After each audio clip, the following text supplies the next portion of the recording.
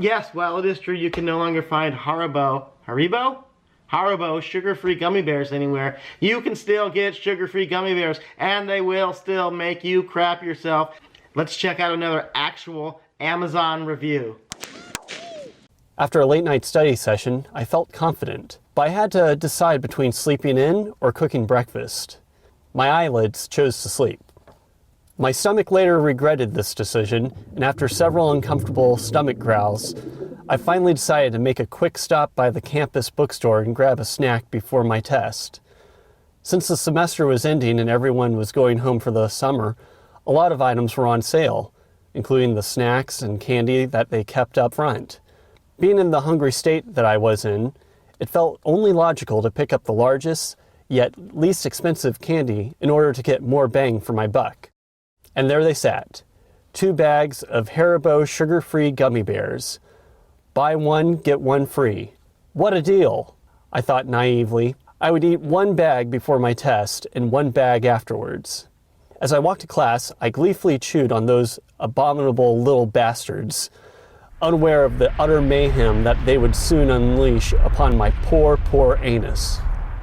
I sat down at my desk as the professor informed us that, due to issues with cheating in the past, restroom breaks would be prohibited until the completion of the exam. I'll give you 10 minutes to use the restroom now. This will be your last chance. Any takers? The demon bears hadn't released their unholy necromancy upon my stomach yet, so in my moment of ignorant foolishness, I remained seated, still munching on those miniature bear-shaped bombs. After the students wise enough to take the professor's offer had returned, the professor handed out the test. I was 6 questions in when it happened. It started subtly at first, almost like a slight tingly sensation in my lower abdomen. I thought nothing of it, assuming my intestines were just doing their thing. Little did I know that my intestines were trying desperately to warn me of the horror that was on the horizon. By question 9, it happened again, but this time it was followed by a sharp pain, as if those infernal hellions had orchestrated an attack upon my colon. I fought to contain the groan that tried escaping my lips. It was at this point I began to panic.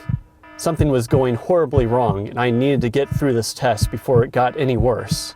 By question 14, my worst fear was upon me. The Satan bears, burning hot, liquidy, dark magic crashed against my anal sphincter like a tidal wave.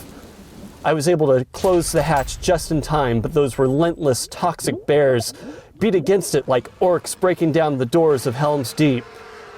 I knew I wouldn't be able to so much as shift in my seat without risking a breach. I kept fighting through my exam, clenching my cheeks with all my might. Beads of sweat began rolling down my neck. Suddenly, a loud, gurgling war cry came from my belly, and the entire class lifted their heads. At this point, nothing mattered except expelling this ungodly presence from my bowels.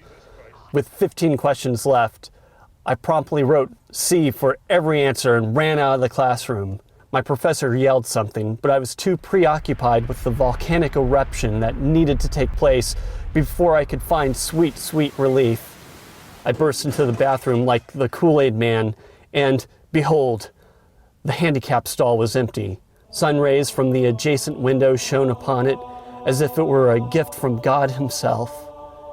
It took me less than 0.5 seconds to undo my belt buckle, pull down my pants, and finally relax my weary buttocks upon the toilet seat. It took absolutely no effort to expel this demon.